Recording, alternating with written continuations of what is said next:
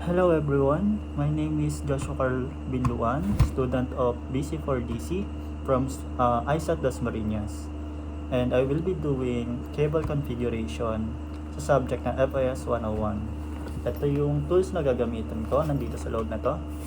Ito yung crimping tool. So, this is what we will be needing para sa activity na ito. Of course, yung cable wire, UTP cable, and the wire stripper, ito, para pantanggal ng rubber sa wire. And we also have cable tester, kung gumagana nga ba yung pagka clip natin dito sa cable. And lastly, we have the crimping tool. It's the main tool. Oh, I almost forgot about the RJ45. Ito yung lalagay natin mamaya para mag-lock yung cable natin. RJ45. Straight tester, crimping tool, and cable twister. Let's start.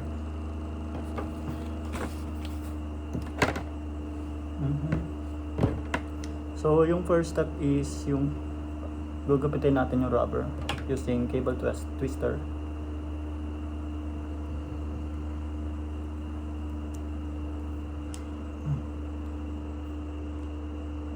Masyadong yan, kumagat na siya.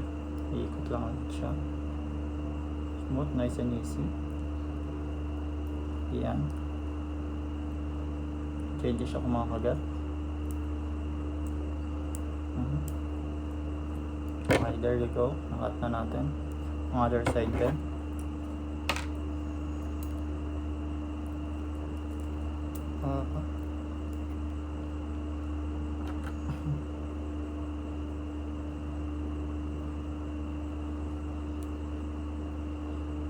Smooth lang. There.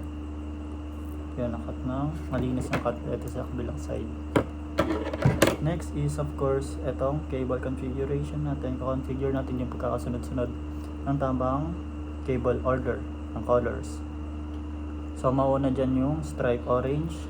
Ito, sunod yung orange. Yan, pagsusunod-sunodin na natin siya.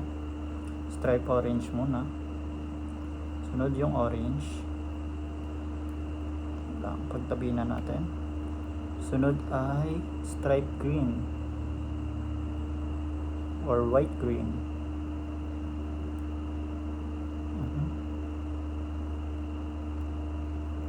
Wait lang, ipantay muna natin sila para mas madali.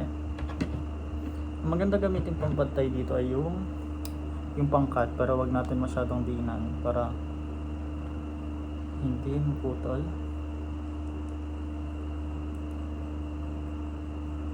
Yan.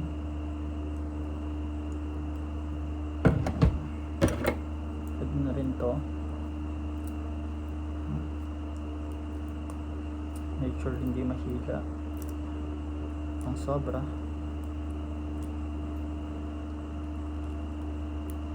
There we go. So stripe orange, white green, pangatlo.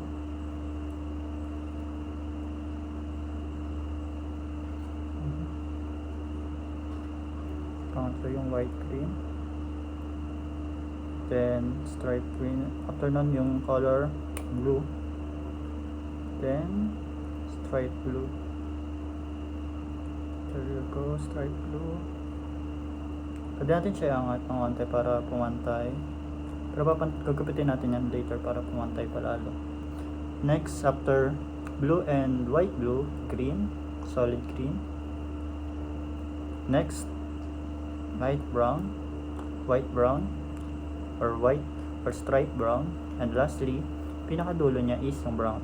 Ayan, ano yung pagkakasunod-sunod nila: white orange, white green, blue, white blue, green, white brown, and brown.